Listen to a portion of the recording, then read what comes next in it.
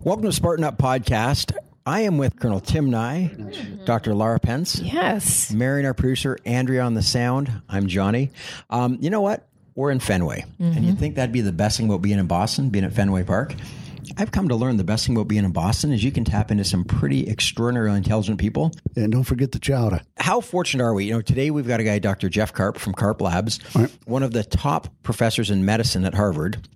And but he's this incredibly accessible guy. He came in, he was super humble, seems super young for how accomplished he is. That was really surprising. Yeah, and really was able to help us see new ways of seeing things. It was really awesome to watch. So I'm not going to give away too much because you're gonna see all this in the interview.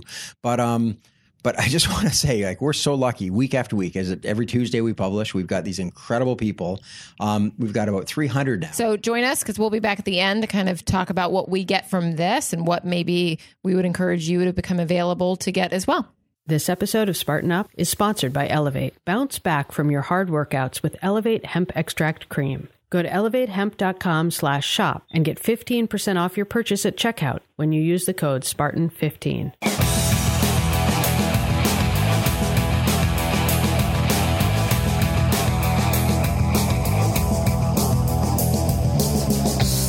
We are here at Fenway for Spartan Up Podcast, and I am with Dr. Jeff Karp from Karp Labs, who's your director of medicine at Harvard Medical School. Yeah, I run a research lab there, have about 20, 25 people in my lab, and we work on all kinds of different medical problems and try to create therapies that can help patients in the near future. And you surround yourself with a bunch of smart people, so you curate smart. Yeah. I think, my laboratory, we have people, it's highly multidisciplinary. We have people who are biologists. We have people who are engineers. We have doctors. We've had a gastrointestinal surgeon in the lab, a cardiac surgeon, a dentist, a lot of expertise that I don't know about. And what I try to do is create a lateral environment in my lab and really focus on breaking down problems and looking for unique insights that can be meaningful for patients. And hopefully we develop technologies that don't just end up in academic papers, but can actually be brought to patients in the near future. You started 6 companies? Yeah, I started 6 companies. Those companies have raised about $180 million. And there's 2 that are based in Paris. There's I have to make sure I get the math right here. I'm not very good at math. There's a bunch that are in the Boston area, and then there's 1 based in Connecticut. And everything you're focused on, I mean, you've got all these multidisciplinary folks sitting around you. What are you really focused on? What problem are you trying to solve? So we are focused on. So I think that's actually one of the things that that's challenged me a lot throughout life is to have a focus. In fact, someone said to me early on in my faculty position, they're like, Jeff, you're working on too many different things. You need to focus, and otherwise no one's really going to understand what you do. And I like to take advice to heart, and I really think deeply about it. And I really tried to narrow down what we were doing in the lab, but I realized that just wasn't me, and that didn't work for what was driving me internally. And so what I've accepted is that I like to work on lots of different things and be continually learning about new areas that I don't know that much about, and really be applying, I think, of engineering as a degree in problem solving.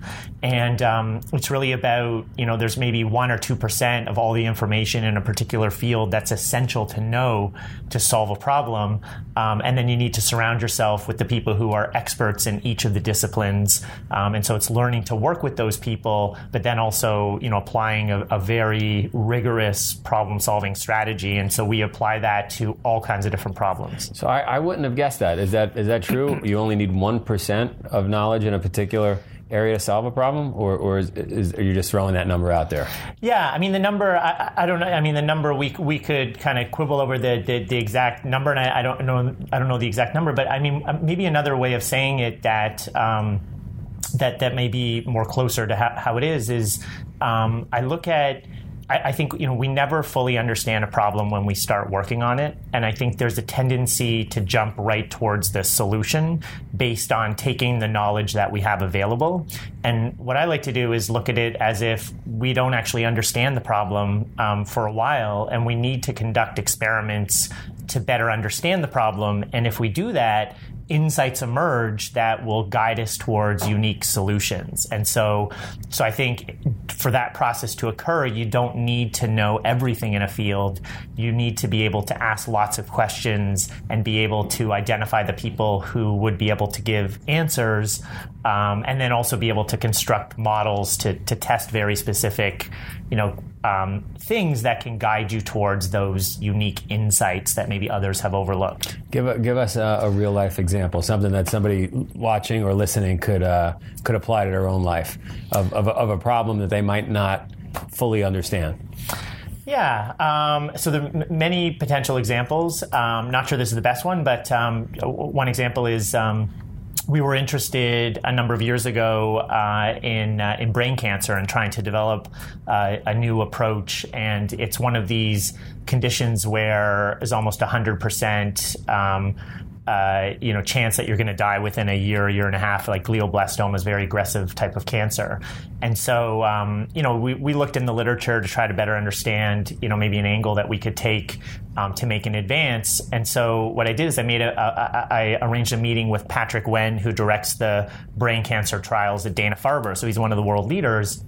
And I started asking lots of questions to him. And I said, why haven't current approaches worked? Like, what do you think would be necessary in a future approach to really work well? And he said, I don't think the drugs are toxic enough. And that's a big problem, that the cancer cells have the ability you can knock them down, but they have repair mechanisms, and then they get back up and keep going. And then I went and met with Chuck Stiles, who runs a basic brain cancer lab at Harvard.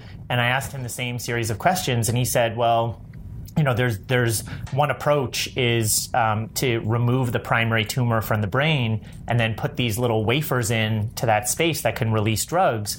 But the drugs that are being used are not, they're used in such small quantities, and they don't diffuse into the brain very well. And what we need is something like butter on buttered popcorn. We need that to perfuse through the brain, because when metastasis occurs, when the cancer comes back, it's coming back in lots of different places in the brain, and that drug can't get to those places. It just doesn't diffuse far enough.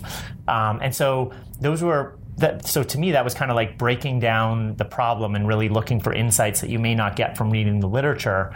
And then through doing that, we were able to come up with an approach that could address those challenges. And so I could talk about the approach, but it's that kind of thing, like really going and talking to the experts and just asking lots of questions to really understand the problem, to identify unique insights that may help drive a new solution. And does it help when you have these different experts in your office, right? Engineering backgrounds, different medical backgrounds. Does that help take a completely unique approach to once you've asked the question and you've got some answers, right?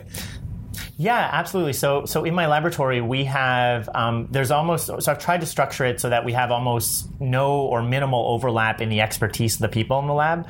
And so what that does is, because we just have people from all sorts of different backgrounds, we're sitting around a table brainstorming, everyone can give a unique perspective, and others can't come up with it because they don't have that expertise. And then everyone feels validated because they're contributing to a solution. And I think it just creates this win-win environment where, and I feel like when people feel validated and they're contributing, they're more willing to go all in. And that's really my goal, is to create the conditions in the lab for people to go all in, because we're trying to solve some really difficult problems. And the other element of it, I'd say, is that the lab is highly multicultural. We've had people from over 30 countries in the lab. And to me, that's important because everyone's education system, different countries is a little bit different. People think differently. And so that means they're going to approach problems differently, and they're going to come up with different ideas. And then there's also different problems in different countries that we may become aware of that we might have a go at. How many times have somebody that's not in that particular space come up with a solution? Like an engineer comes up with a solution for cancer, for example, and that wasn't his field or her field. Yeah, I think it happens all the time, and I think that it's an inefficient process, and it could happen more. And I mean, my sense is that when you're so deep into a discipline, you become sort of like there's dogmas and there's things that you just start believing. And when you take someone who's outside the discipline, they start asking these basic questions that can actually break down those dogmas, and then you start questioning how the entire field was evolved. There's like this kind of framework, and you start breaking down that framework, and you realize that there's completely new ways of thinking that could be helpful. And so that's kind of that's how I've tried to run my laboratory, is that and it's actually very challenging, and it's very challenging because I feel like I'm always in a vulnerable position. I'm always asking questions that I don't know the answer to. It's not like I have all this knowledge and I'm just guiding people based on what I know. It's like we're constantly getting into new areas, and we're asking questions, and you feel insecure because you're going in this space. But I feel like it's like you just keep taking leaps of faith, and surround yourself with kind of like-minded people, but people who can approach things from different backgrounds, and all mission driven towards a common goal.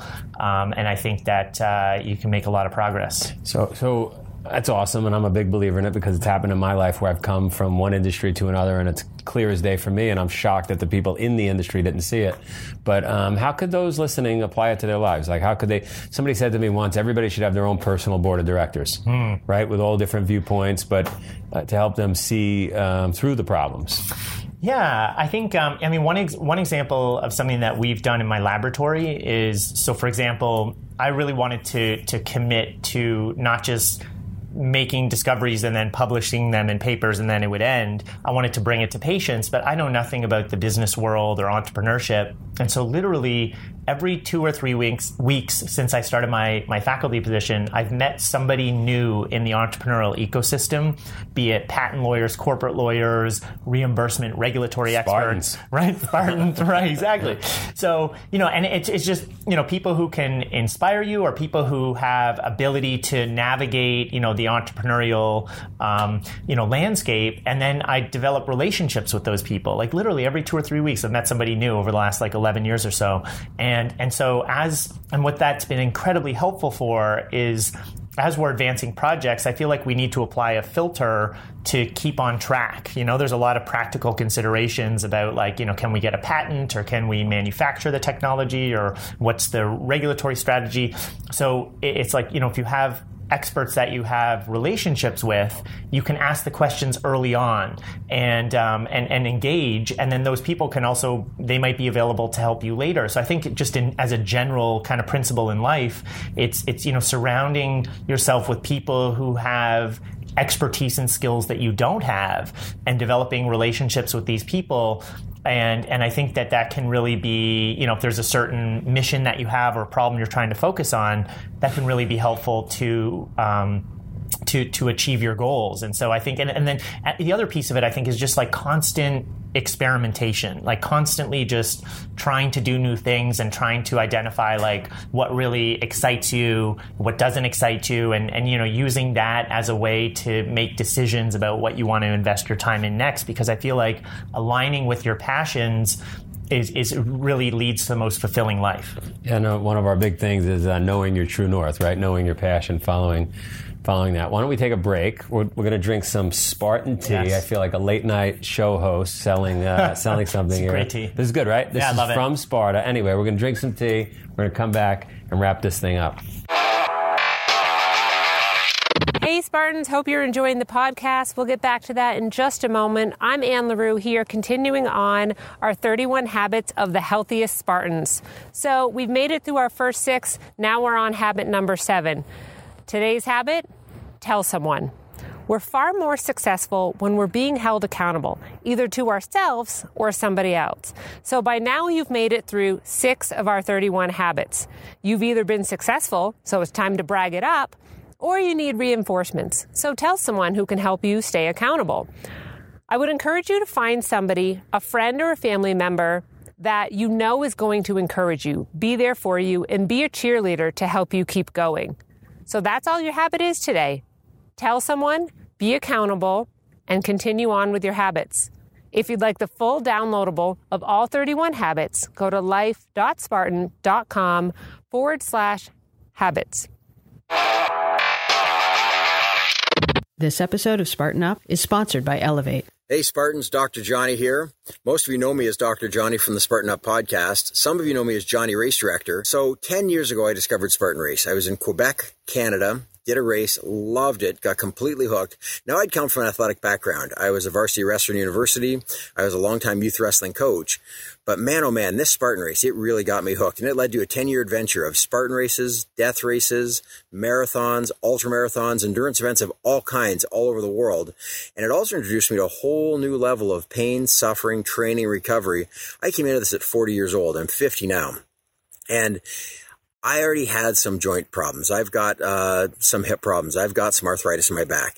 So really, pain management's been a big, big part of this. Unfortunately, for the longest time, it was simply just pain endurance because I'm not big on putting a whole bunch of chemicals into my body. I'm not big on masking pain. I'd rather just deal with it. But I've recently been introduced to Elevate hemp extract cream in the heat and the cold. And the beautiful thing about it is it does not mask pain. It does not pretend it's not there. It actually addresses it at a fundamental level and helps your body to better process it. So really, it's hardly even there. I just got back from a 3-week snowboarding tour of the U.S. Rockies and the Sierra Nevadas, Colorado, Utah, California, Wyoming, Montana, 18 big mountains in 3 weeks by myself every day, pushing hard in the high alpine. And every single night I put on some of this cream, and every single morning I woke up feeling great, ready to go again.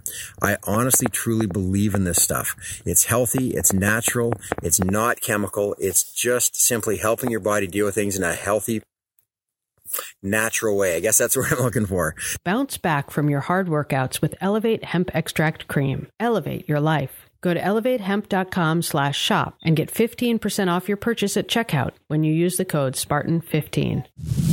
So is that unbelievable tea or what? This is great tea. I love tea. I mean, I'm trying to get more into tea, and this is really... So I go to Sparta, and for the first time, I don't know, 8-9 months ago, and I'm blown away. And in the mountains, probably at 3,000 meters, 2,500 meters, there is this tea that's been growing there for 3,000 years. And I hear about it, and I'm like, well, do you send it anywhere? Do people buy it? No. I said, well, we've got to do this. And so I'm going to stand up and show you. I packaged it. And we can only get 30,000 bags a year because it literally grows up on the mountains.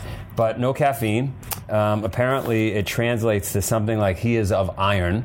And the warriors used to use it and then rub the leaves all over their cuts and bruises on their arms, legs, etc. So you literally are growing as you drink. Do you guys see what's going on here? He's getting bigger as he drinks the tea. Stuff's unbelievable. I feel like a bionic man now. Tell me about you had a public mishap. You had something happen at a TEDMED talk? Yeah. So a few years back, I did a TEDMED talk on one of the strategies that we use in my lab, which is looking to nature for inspiration. So it's bioinspiration. With tea, yeah. I mean, this tea it's totally bio-inspiring. And I'd say, so what happened was I get up on stage. I mean, the process really to put the TEDMED talk together was incredible and very humbling because I'm very insecure about like memorizing things, and so there's that whole process. It was super, super challenging. And finally get to the stage, and I show up, and they hand the clicker to me, and they say, by the way, this doesn't go backwards, right? You can only go forwards. If you want to go back, you have to yell out for the guy to go backwards in the back. And so that was a little bit, I'm like, I'm not going to yell out, right? I got to get this right. And they said, and by the way, sometimes people run, like if they may start crying or they may run off the stage. So, just stand there and smile. Something happens and you forget your lines, stand there and smile. So I'm going through the talk. There's like 5 high-def cameras on me. It's being live streamed around the world. And I'm going through it, and things are going well. And then I realize I forgot a line. And so I get stuck in my mind, because at this point, when you memorize something, it's tough not to be robotic. And, you start thinking about other things. You start looking at the audience. And so I'm like, oh, my gosh, I forgot a line. And then I was like, wait, I forget what to say next. And so I stopped. And then I remember, don't run off the stage, don't cry, just smile. So I'm standing there and I'm just smiling at the stage, and I'm like thinking in my mind, like every swear word I possibly can. And I'm like, what's next? What's next? I'm like, okay, change the slide. So I change the slide, blank screen. And I'm like, what? Change slide again, next slide. And then I'm like, oh my God, I went too far. I needed that blank slide. Like, that was part of the thing. And I was like, no, it's okay. Go. So I just was able to fire back up, and that slide cued me in. But I was literally, so I have the video of it. So when I was getting off the stage, they said to me, they're like, we can cut that out, no problem, right? As I was getting back to the, and so, but I have on my laptop the raw video where it was uncut, and I was standing there for like 20 seconds, like it was literally 20 seconds, just standing there smiling at the audience, and I feel like that experience to me. It really helped me a lot, because in my future talks, because anytime that I stop in the future, I know that I can recover, and it's not as big a deal as you think it is, in the moment. Sure. But that was that was really just so intense. And I had like a pack of Halls right before, and I'd eaten the whole pack. Like, I was so nervous, to get up there. The only thing I could think of, sorry to annoy you with this, but what's running through my head as I listen to you is, Colonel Nye, who's sitting behind us, parachuted into Panama. Got stuck in a tree upside down, was getting shot at, and that was a tough day. 20 seconds on stage. Yeah, no problem. No big deal. Problem. First world problem. Wow. But it's all perspective, right? And so, I don't know where I was going with that. CNN, what happened with CNN? So, I was invited to MIT to this journalist program, and I gave a talk, and I became friends with some of the journalists who were there. And one of them was the editor for life sciences and science, for CNN. And so anytime there was a stem cell story, she would contact me, and I would provide feedback. And so there was this cloning story that came out where we're getting close to doing human cloning, and there's a lot of therapeutic opportunities there, not just to actually clone a human. And so she said, how would you like, it was like a Friday, so she called me and said, can you provide feedback on this? So I went, I looked at the paper, I talked to her, and then the article came out later that day on the homepage of CNN, and I was the first quote. And we don't do cloning in my lab, so I had to kind of learn a little bit to be able to have like an intelligent quote. And then later that day, I get an email from CCTV, which is one of the biggest television stations. I don't know, they hit like 1 billion people in Asia. Yeah. And they said, how would you like to go on live TV and debate this with an expert from the Genetics Institute? And so immediately I'm freaking out because I want to do it, but I'm scared. I'm like frightened, And so my response to them, and I've had common response like this before, was like, can we do this like not live and just tape it, because it's like less of a, and they're like, well, we might be able to, but it won't be as good. So I thought about it, and I was like, you know what, I have to do this. And so I dropped everything that I was doing for that weekend. I read as much as I possibly could. I looked at every YouTube video that was talking about this paper, because it was really big news at the time. And I looked up the reporter who was going to be and then I looked at the person I was going to be debating with and watched them. And then Sunday night, they show up in this car, and I get in the car. I have no idea where I'm going. It's like this kind of studio in Watertown. It's dark. We show up. They put a thing in my ear. I'm looking in the camera. I can't see anyone I'm talking to. And they're just like, sit there and smile when they're introducing you. And it actually worked out incredibly well. But it was one of these experiences where, and I feel like that's kind of something that I've tried to do a lot in my life, which is take risks every day. And you never know whether something's going to work out, but that experience can be like so helpful. But you're not getting shot out upside down. I'm not being shot out in Panama. And so the point is exactly what we push in Spartan, which is you're not going to grow. And you're a doctor, so you tell me if we've had it wrong all this time. You're not going to grow unless you get outside your comfort zone. Totally. Right? It's like building muscle in the gym.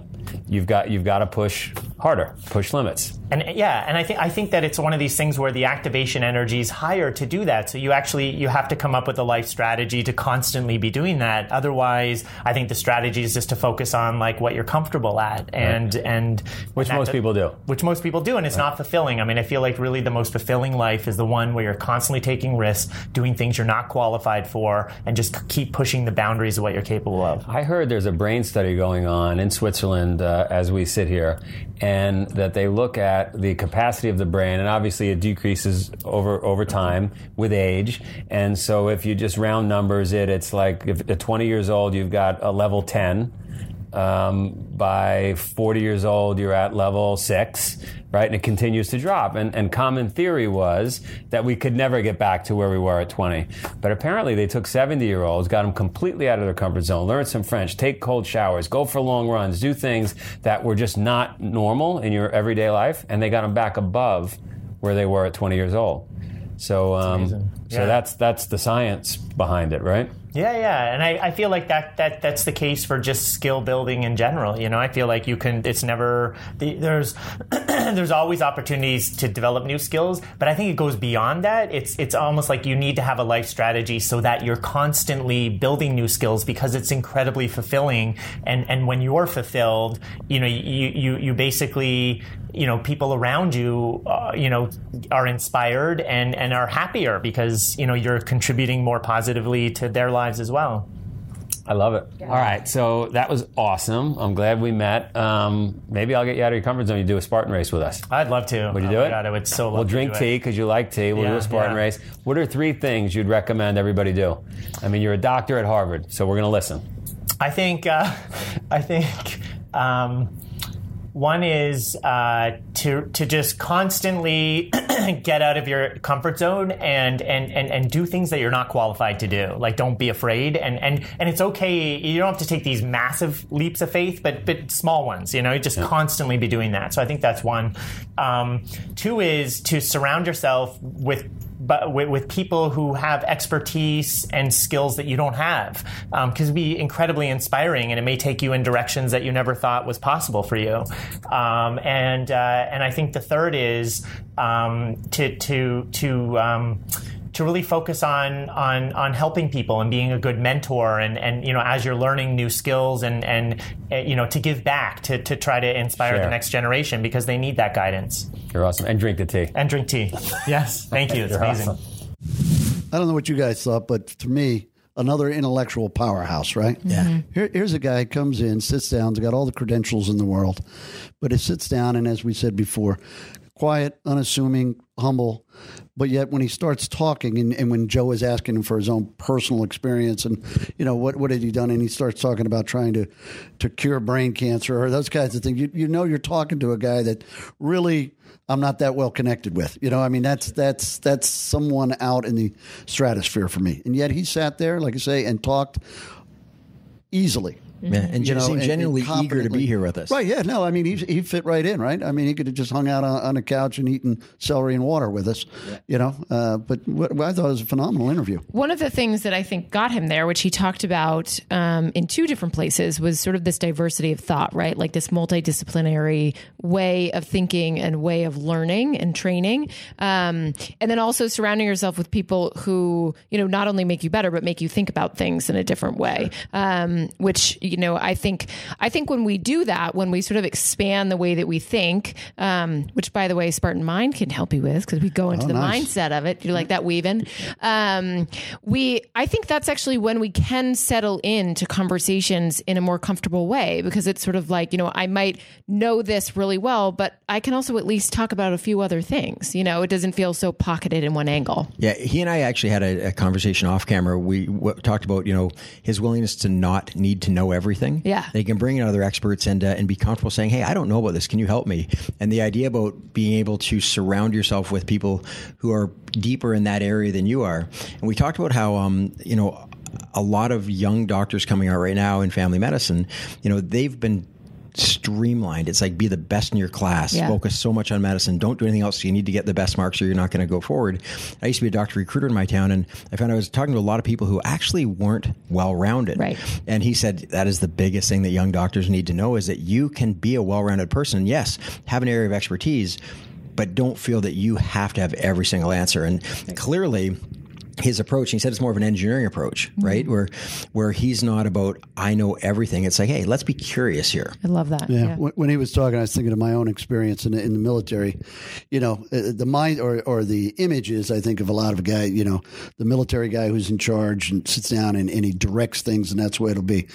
But on some of my deployments, these generals, I think back to about 200 episodes ago with General McChrystal, Stanley McChrystal, who would bring in every Friday a series of experts, cultural experts, scientists, whatever, to have what they would call the deep dive and sit down and would give us their takes on all of these different problem sets. Way outside of the military, academics would fly in from the United States all the way to Afghanistan to spend a couple hours giving us their thoughts on how to attack a problem or a problem set. Which ties right into something you said and Joe talked about. Sometimes you bring that person in from a completely different discipline. They actually are the one who has the answer for that problem you're working on. Right, because they're looking at it from a different angle. I mean, they see something that you couldn't see because you're staring here, and they're over there, and say, if you just go around the corner, there's a door. Exactly. Right. Exactly. Yeah. Right. And just the willingness to it's almost like a vulnerability to say, hey, help me. I don't know. Yeah. That's great. Yeah. Well, one of the other things that I love too is when he was talking about, that we often treat the symptom and we need to kind of look further of what's underneath. Yep. And I think I think we do that so often in our life, right? Like we're so quick to just treat what's happening in the present, what's happening in the now, that it's almost like, not only metaphorically, but actually we need to look in the gut, and really have like a more holistic, not necessarily medically holistic, but just approach of really taking in everything that's there. Right, because he asked, define the problem. Yeah. Before you get started, you have to define the problem. And another interview that we did, and I don't want to, because I don't know where it'll come out, but we had someone here earlier talk about ask the question of why versus ask the right questions. Ask the right questions. Why did you do that versus who were you with? Kind of those kinds of questions. So it's the same thing. You got to actually know what the underlying issue is before you can start treating all the other stuff. Absolutely. I loved his two anecdotes. Again, just the humility of this guy who was on TEDMED, right? And he talked about such a public stumble. This guy was supposed to know everything, and he gets out there and they told him the slide's going to go forward. And he realized, I missed a slide, and went blank, and he said, they told him, if you run into trouble, just smile. And he said, I smiled for 20 seconds. But he's right. If you've memorized things before, right? Sure, yeah. And you miss a sentence, and your brain knows it. Then it stops. I don't answer telemarketers anymore, but when I used to and had time, I loved to screw with them because I'd wait for their into sentence 2, stop them, and ask them a question back from the start, and I could spend hours doing that. We need to have a podcast with you about exactly that. But I love too, like that idea, that the TED people told him, like, we can't go back. You just got to keep, because how often in our life do we maybe say something and we want to bring that back inside, but we only have, the only place to go is forward. And what's the best next thing for you at this point? What's the best thing for you to not being able to go back? Right. Yeah, 100%. And that he was able to use that to now come away much more confident about the idea that, so what, it wasn't the end of the world. So then CNN calls him and wants to do something on which he's not as much of an expert as he'd like to be. Instead of saying no, he's like, what's the worst that can happen? Yeah. And he went and he studied and got the help and everything else, and he delivered brilliantly, but he wouldn't have done that without that first failure. Yeah. So I really, really appreciated that. And it's funny, I read a thing a while ago, and it was, this may not work out, but finding out if it does might be the best adventure ever. Oh, and he talked about constant curiosity and constant experimentation. It might not work out, but some of the greatest discoveries ever were trying to find something else. Right. And so he's willing to put himself out there. Or that. Well, that was a high blood pressure medicine. It was, yeah. The last thing I want to mention before we go to his last 3 things is he talked about how important it is to constantly be learning new things, and the idea of neuroplasticity. He didn't use those terms, but I know that's and just the idea that your brain can continue to rewire and relearn, and don't let it atrophy. And so I think as I get older, that's more and more important to me. It's funny. I intentionally gave up golf and I intentionally gave up curling. I'm decent at both. but they're things that I can get a lot better at when I'm 70 if I'm not very good at it. Yeah. Now, why be really good at it? Know that. So I have 2 things in the bank so I can come back to them when I'm 70 and actually get good at them. Right. Because I think that's important to have things when you're older, right? Yeah. So what were the 3 takeaways that you guys got? He said, help people. Yep. Right. Absolutely. That's mine. 1. Well, mine was that idea of like diversity of thought. Yep. You know, like make sure you have people around you that are stimulating, again, other parts of your brain, bring in other other conversations. experts. Yeah. Curiosity. Those are 2 of the ones I had written down. And the other one was just get outside your comfort zone. Yeah. Even if it's just a bit, just keep pushing yourself, getting outside your comfort zone. And Yep. You'll grow and you'll end up being the head of medicine at Harvard. So, Who knew? pretty simple pathway, right there. Awesome. This episode of Spartan Up is sponsored by Elevate. Bounce back from your hard workouts with Elevate Hemp Extract Cream. Elevate your life. Go to elevatehemp.com/shop and get 15% off your purchase at checkout when you use the code Spartan15. Thanks for listening to Spartan Up. We're here to be your partner in resilience training for mind, body, and spirit. We've got tips on leadership, the Spartan mindset, Spartan nutrition, just living life like a Spartan. Almost every day of the week, we're here to help you stay on track. And if you like the show, help us on our mission. We want to rip 100 million people off the couch and give them the tools to keep going. And the best marketing for podcasts like this is people like you. So please tell your friends about it and come back whenever you can. We'll be here for you.